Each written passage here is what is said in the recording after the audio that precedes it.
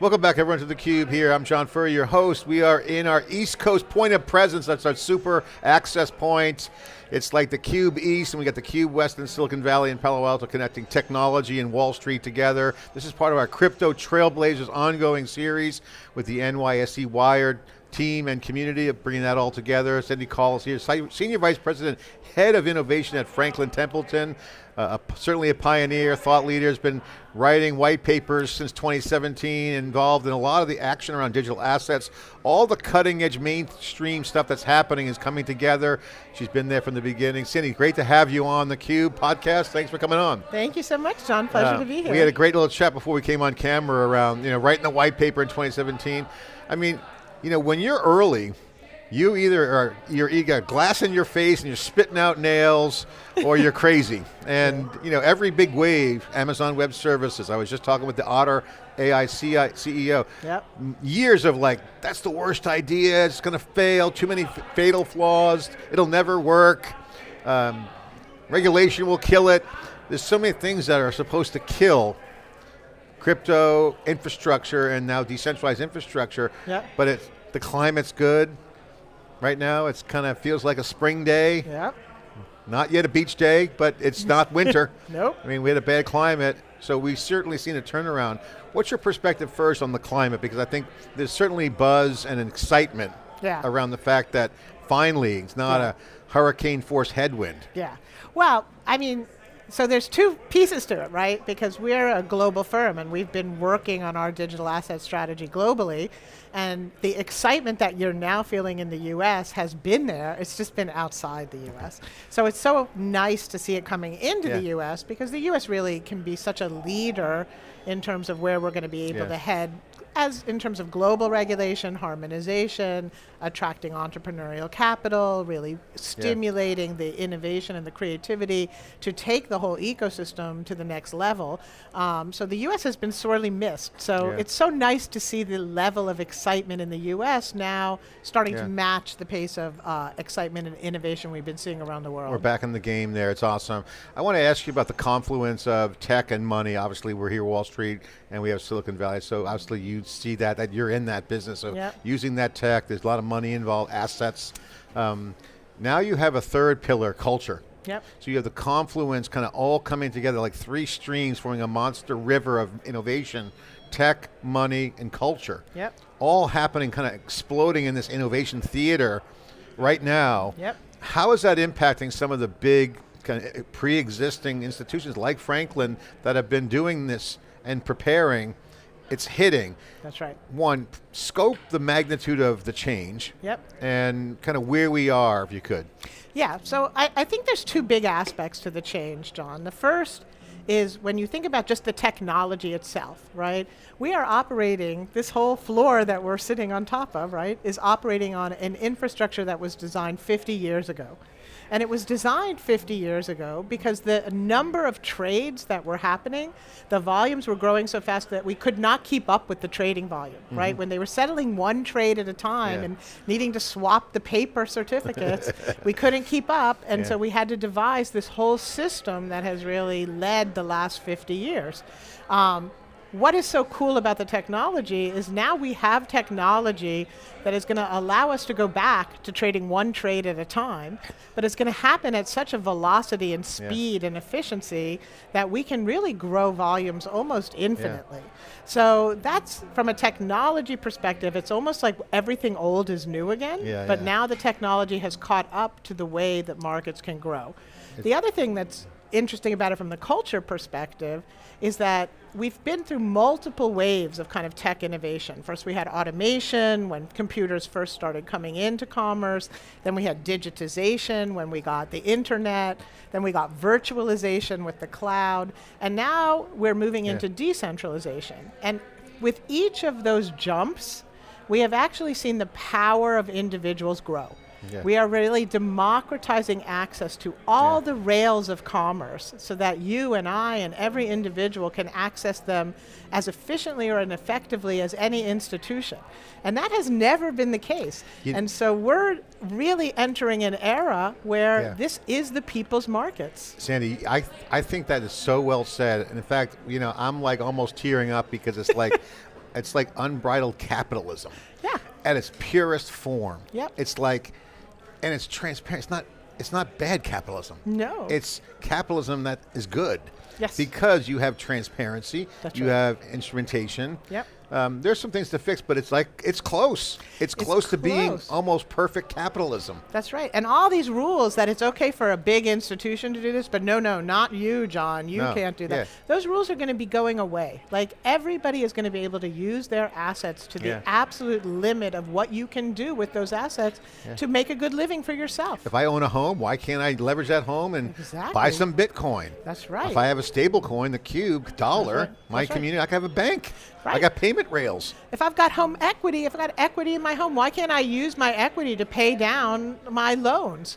Why can't I use my equity to be able to make purchases, right? I mean, this is an asset. It can be valued, it can be tokenized, it can be owned, right? So we're going to really see people's assets become very portable. I love that because that opens up the kind of the culture conversation of imagine the creativity, human creativity Yep. that's going to come from what an asset is. Asset is the definition of something that's right. worth something. That's right. Has value. That's right. And now you got the digital intrinsic value measurement, again, immutable and stable.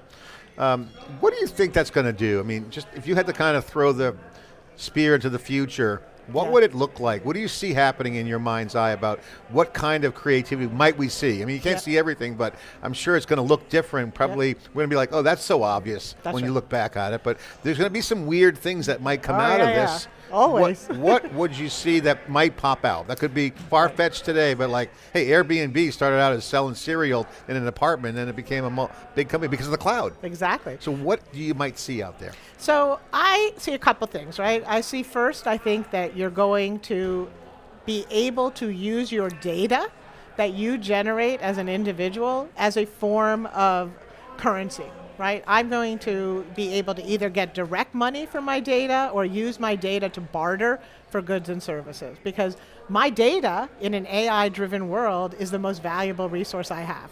So I think being able to control my own data is going to become really the foundation of my wealth, right? And then on top of that, I think intellectual property becomes so expansive, right? I was talking with someone the other day and we were talking about this idea that my TikTok dance move can be a piece of intellectual property, Yeah, right? yeah. My, it's not just what I write or what I create. It's like who I am as a person, more and more of that is going to become assets.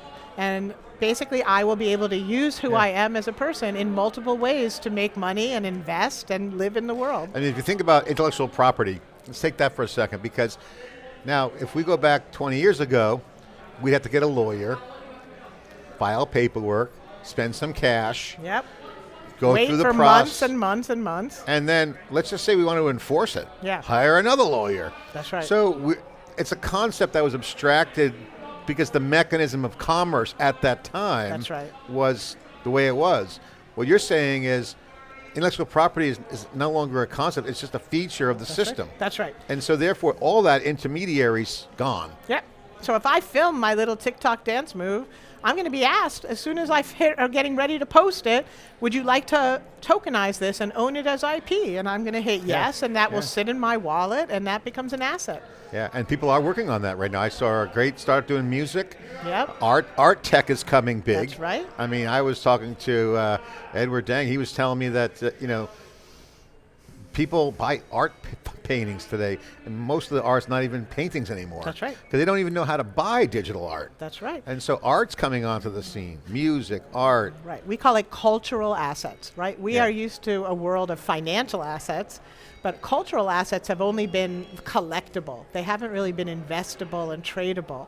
Yeah. And now we're moving from collectibles to those becoming just everyday asset classes. I remember when I was in elementary school, I'm dating myself now, but we used to flip baseball cards. Yeah. Sometimes against the wall, sometimes we'd throw coins around. So, but now you have coins, meme coins. Yep. And people freak out about it, but they're just another collectible, right? I mean, that could be, worth something or nothing. Right, and I'd say meme coins are actually even more, right? I would say that meme coins are a manifestation of network attention, right? Yeah. Like this is really, we're moving into a new world where crowd behavior really drives value. And we're so used to being in institutional markets where value is driven by like these very quantitative factors, but viral attention is a factor that can give value. And so we view meme coins as a way of really showing the value of a network, and they may have very short duration value, but that's still value. You know, Sandy, you bring up a lot of points that cross over multiple kind of disciplines. Network effects. I mean, trading here, we're at Wall Street, they're trading all the options. I can see the board there, a lot of green, a lot of red, NVIDIA, Tesla, but network effects, we're seeing the GameStop generation, you're seeing tokens measuring networks of people. That's a financial concept, it's a culture, and the game, in-game currency has been a huge thing for many, many years. As these assets come online, how do you guys look at this? Because you know, people don't even understand what an asset on chain even means. You know, what is that definition? What is an asset on chain? How should people think about assets in digital? That's right. Can you share just a quick definition? So the first thing we think about is, you know, the storage of assets, right? A blockchain is a place to store transactions, and to us, they are utilities, right? Like when I flip the lights on and I flip the lights off, that's a utility. I count on that service to be able to operate in my day-to-day life. We look at the blockchain as the utilities of the future, right? Shared ledgers that everyone in the world is going to use that become kind of the data recording layer of the globe. Right? So you've got this data recording layer, and you need to own tokens to utilize and access the data recording layer. Those tokens become more and more valuable as that network becomes more and more important to the operation of global trade. So when you're inside the system, you watch the value accumulate, right? Then you see what's built on top of the networks and the applications, the DeFi applications, the trading applications, the gaming applications, the communication applications, right? This is the next layer of value. These are all native tokens built from the get-go in a token format, and they are issued to raise capital and to provide exposure to the network that they are able to attract. And so we're used to stocks representing the value of a company. We're still getting people used to the idea of tokens representing the value of a network. But that's really where we're headed. So how should people prepare? Share your thoughts, because there's a lot of people who are learning, they're getting into the game. Be my therapist / consultant. If I want to get into the game, what should I do to prepare? I want to make money. I want to leverage my assets. I have a huge network. I want to participate in the community, but also want to make money. What's the? And I could be an individual. I could be a company. I could be an institution. As mainstream connects into the new infrastructure, what should they do? What's the sequence of events? What's the best practice? So it kind of depends on where you are in the spectrum, right? If you're just starting out, you want some exposure, you want to kind of have a reason to watch this space and see how it grows. We've issued a whole set of ETFs at Franklin Templeton, right? ETFs let you use a familiar wrapper, sits in your regular brokerage account, and you can get exposure. Right? Once you start to pay a little bit more attention to the space and you want to go beyond the coins that are in ETFs, you can start to open an account on a centralized exchange and begin to trade and let them host your wallet for you. Right? Then once you get a little more sophisticated, you're going to want your own wallet, because there's things you can do with those assets. You can lend them, you can stake them, you can put them into a liquidity pool, and they can earn more for you. So that's kind of the third stage, is you make your assets, you take control of your assets, and you make your assets work for you. And for that, you need to get comfortable with this idea that you are going to have your own wallet. And that's self-custody, basically. And that's self-custody. What are some of the best practices of self-custody? People are familiar with Coinbase and some of these exchanges. It's essentially a centralized service. You're beholden to Coinbase or whatever. The big money is self-custody. So not to throw out a haymaker or kind of an objection, not that I'm a fan of self-custody, by the way, for the record. Self-custody is the way to go. But let's just say I'm kind of a knucklehead and I lose my USB drive because it feels like that's a fear. That's right. I mean, definitely people have a legitimate fear, like, oh my God, all that assets. That's right. share the best practice, because it's not always the case. There are ways to kind of preserve it. Can you share how people are using self-custody effectively? So self-custody has really advanced from some of these early years, right? There's always these scare stories, and they do exist. I mean, it's true. Yeah, there are knuckleheads out there. But that technology is advancing, and you're starting to be able to see a lot of the complexity of operating in the wallet subsumed by the interface. You don't even know necessarily that you have a wallet or that you're doing a blockchain-based transaction, because they're making it feel and look just like you're doing a transaction on Venmo or PayPal, right? Then what is happening is you're able to start to get insurance on your wallet, and you start to being able to have your keys distributed and a custodian managing your key for you as a separate backup. Right, so there's ways that we're starting to see the wallet become more and financial markets know how to deal with risk management. That's right. So that's a risk management issue. Exactly. Okay, talk about the Franklin's area around the exciting areas. What are the coolest things you're working on right now? So the coolest thing we've done at Franklin is we've actually built our whole entire own infrastructure. So we issue tokens, we program smart contracts, we have built our own hot and cold wallet solution that is KYC AML enabled. We built our own transfer agent, so we actually administer the funds on chain.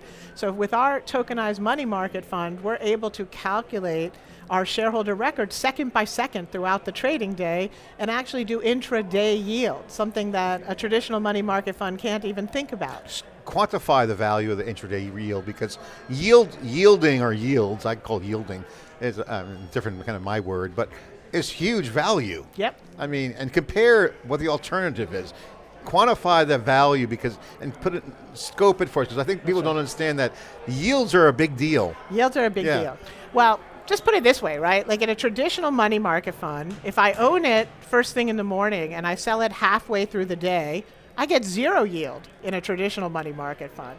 And if I still own that money market fund, any yield I am entitled to, I only get paid out monthly, right? So with our blockchain-based system, you would get credit for holding that money market fund for the half a day, and we are able to pay out yield every single day, including Saturdays, Sundays, and holidays, rather than monthly. Why even have monthly. an opening and closing? The market's always open. Right, we can look at 24/7 exchanges for stable coins. So you're a full stack managed service. We are. That's what I would call that. That's the definition. What's that compare like to the competition? How would you say others are doing? Are you way ahead? Are people catching up? I'd say we're pretty way ahead at this point. I haven't heard this story before. I think that there's other asset managers who are doing a great job, and they're doing that, but they're kind of cobbling together a few different providers and kind of using third parties. The beauty of us having built this ourselves is that we are really able to be a part of the ecosystem. We're not hiring other people to manage the ecosystem for us. We are in the ecosystem. We run our own nodes. We do our own transaction verification. Like we're on 8 different public blockchains. So you guys are really connected in. All right, so since you brought up ecosystem, my favorite topic, I've covered ecosystem. I go back multiple ways, even back in the old mini computer days when proprietary. But when you look at like all the key web and mainly cloud, Amazon Web Search is a great example. Ecosystem they made their money. They didn't compete with them. But when you talk about ecosystem, there's the ecosystem in the industry, but you have a platform. So you probably have an ecosystem. We've had many people come in on the Crypto Trailblazer series, and some of the quotes are, it's a multiplayer game, meaning the interactions is multiplayer. How are you guys looking at your ecosystem? Can you share what that looks like, how it grows, what you guys do to nurture it? So we have a really cool kind of way of thinking about it, John. We think of each of these blockchains as its own digital nation state, right? So just like I would expand my asset management practice to new emerging markets, we kind of view these as new emerging market countries, right? So we feel that with their own economies. Their own economies, their own currency, right? So we are really thinking of each of these as a way of building our network so that we can really allow people to interoperate wherever they want to trade in the ecosystem. So we are trying to embed ourselves at the core of the ecosystem by being part of it. So your go-to-market strategy is mirroring kind of traditional methods, but tailored for the environment you're targeting? For the new blockchain-based ecosystem. What's changed in that? Has anything been different? Oh What's my the gosh. similarities and what's the differences? The biggest difference is that you really need to learn to operate as a digital native. Like we've got to, stake our coins to avoid the deflationary impacts of coin token issuance.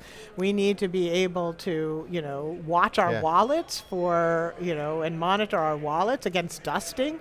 We need to be able to, Explain dusting so people don't know. So dusting is when people who you have no idea who they are deposit little tiny bits of assets into your wallet, and you don't know where it came from, right? And so we're a regulated entity. We have to be able to report to the government like what we're doing, even in our crypto wallets. And what's the tactic on that? Just to kind of I think the tactic is to kind of be a pest. Yeah. Bother you like Be a pest. I see Test and see who the wallet belongs to. I mean, there's a lot of things that people could be doing with it, but they're all new practices, right? Yeah. We've really decided that running our own nodes is a form of due diligence, and that we can't invest in and we can't operate in networks that we are not a part of. Yeah. I have to ask you on the dusting thing reminds me, the new sales tactic on Venmo is I get a 2-cent deposit.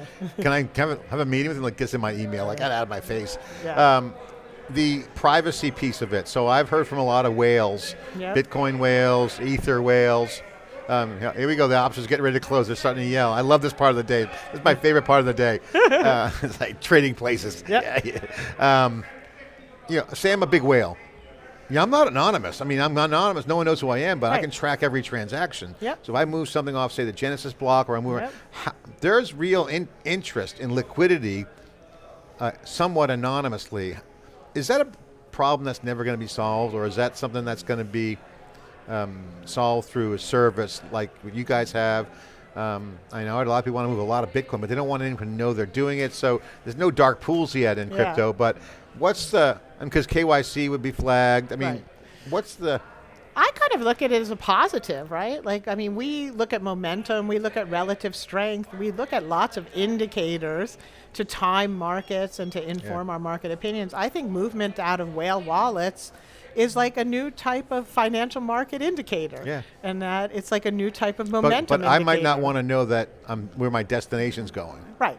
I think that's harder because, I mean, that's the whole way the system was designed. We might find fixes for that in the future, but, I think that it is also a way for them to really help grow the marketplace. So I have to ask you, obviously, since you've been involved for a long time, what's the biggest surprise or learning over the past, say, 7 years of action? 7 or 8 years. It's been a couple ways. We've seen some underbelly activity.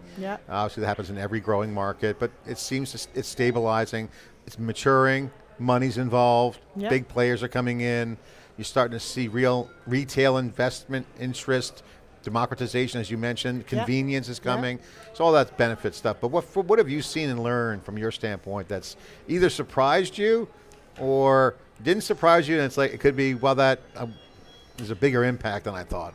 Yeah, I think what surprised me is how little curiosity some people have, right? Like, there's still so many incredibly smart, bright people who have been in finance their whole careers that are completely dismissive and don't take the time to really open their minds and think about what it might mean, right? And so I always love to ask people, what was your aha moment? Because I think anyone coming from a traditional financial background has that aha moment where the potential of the space really just becomes so apparent to you. The light bulb, so to speak. And you're like, oh my gosh, this is going to change everything. What was your moment? My moment was when Ethereum announced and I started to understand what smart contracts were. And if you think about it, right, so many contracts exist separate from assets in Wall Street today. And people's entire careers have been reconciling contracts to assets. And if you can put the contract inside the asset and make it self-execute, think about all the efficiencies that are gained by being able to do that. That was my aha moment. But I think that it surprises me still how many bright people don't want to. And that aha moment was mainly because you saw the operational, carnage from a pre-existing mechanism that didn't need to be there. That's right. And I saw the potential of, oh my God, if I could put the contract inside the asset, I could start to blow up the number of assets that could become tradable, because it's not going to matter how complex it is to trade it if I can administer the contract automatically. You bring up a great point, and I think this is something that I've seen a lot, but more acutely here, that people who don't get it will probably end up getting it, but they'll be late to the party for sure. But they get so hung up on the mechanisms of how things are, and instead of trying to think about what could disruptly enable them. That's right. Because it's not a disruption. Disruption is collapse. That's right. What you're getting at is it's a disruptive enabler. That's an enabler. Because it's an enabler of of efficiency, which is profit. That's right. That's right. Well, and it amazes me like how many people say to you, well, what's a digital asset? A digital asset isn't worth anything. And I'm like, dude, do you check your bank account? Like, when you look at your bank account, do you think that that's like physical dollars sitting there? Like, that is a digital asset. Like, they don't turn it into physical dollars unless you go to a bank window and ask them to give you money, right? It's a digital asset. You are really dealing in digital assets. Yeah, but it's every backed by single something. day. A stable coin. Welcome to the party. Exactly. It's funny. It's interesting because like, the big thing I've noticed is that on Bitcoin specifically, I think people I'd say it's bounded by power. What if there was a grid? Well, they got other problems if the grid goes down. That's right. Wall Street would go down. So like everything crashes. Is that they don't get the fact that the efficiencies between point A and point B is the innovation. That's right. But then to me, I think the real upside that gets it kind of meddled is that it then crosses over into the, I won't say conspiracy theory kind of fear, but the cultural reality of what this enables is social change. Social change. And that is not a swim lane that most financial nerds are in. No. Because they're in the money making, someone else does that, when I'm rich I'll do that or whatever. The cultural impact is just phenomenal, and there's evidence around. I mean, that's a big deal too. Do you agree? 100%. And I think that, the other thing that's surprising to me is that when people get it, the traditional financial people, there are so many amazing partnerships being forged right now between digital natives and traditional financial people.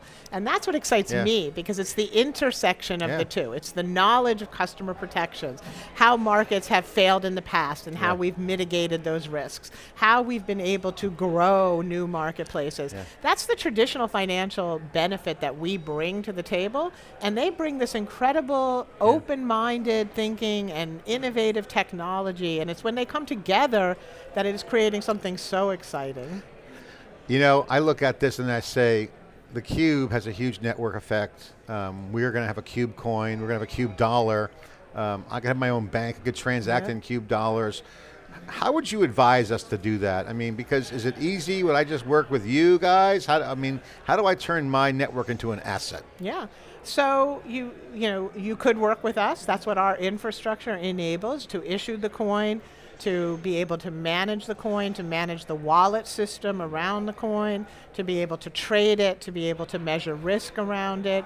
This is becoming a service stack, just like you would be able to access a shared services stack from Amazon Web Services. You're going to be able to access these services and really bring this to market in a way that you can engage your community and make them feel a part of it. Yeah. And that's where I think this whole power of moving from a kind of a corporate-based economy to a network-based economy is going to be super powerful. One of the biggest trends I'm seeing in cloud computing right now is the marketplaces. That's right. And what they're disrupting in a positive way is procurement. That's right.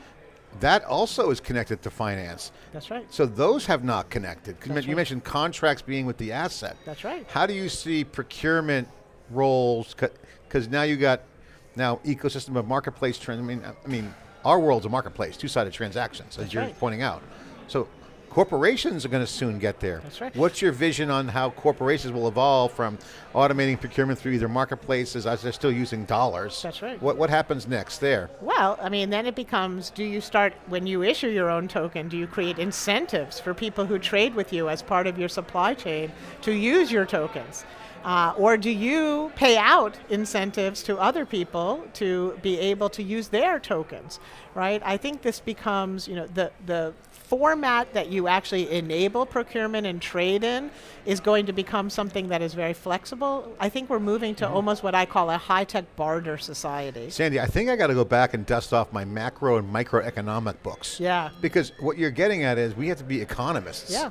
Okay? We're managing a currency. We are, every person is going to be able to manage their assets like they are their own treasury. All right, so I have to ask then the next dumb question, which is, if I want to thrive in the space, do I have to study economics, math? What are the skill sets? I mean, obviously you're seeing skills gaps in all the tech, but if they get abstracted away with efficiency, you know, obviously problem solving because everyone says that, but like, are there a discipline? If someone's coming out of college or, you know, someone's pivoting in their career, there's no pedigree here. That's right. You could be instantly at the top of the list. Yep. What skills get me there? I believe behavioral analysis, right? That so much of what is going to drive our future is going to be be able to dynamically model behavior and give people in the moment advice as they are about to act. I think the CUBE agent and the Franklin Templeton agents will be there. I'm sure agents are on your list too. 100%, agent technology. Of course. Any teaser there and what's coming? My agent's going to manage my whole data wealth for me. We'll be sitting on the beach somewhere. Sandy, thank you for coming on theCUBE. The bell's going to ring soon. Such a pleasure, great conversation, great thought leadership, and great product from Franklin Templeton. Check it out. Managed service for the entire new economy. Faster intraday yields. I mean, the economic benefits, the simplification on process matching contracts to assets, assets on chain. It's going to be it's a highly new market. And again, the winners are going to emerge fast. Check it out. Thank you so much for coming on theCUBE. Appreciate you. Thank you so much. All right, we're hearing it all here. The part of the Crypto Trailblazers. This is our East Coast office here at the New York Stock Exchange, NYSE Wired. I'm John Furrier, your host of theCUBE. Thanks for watching.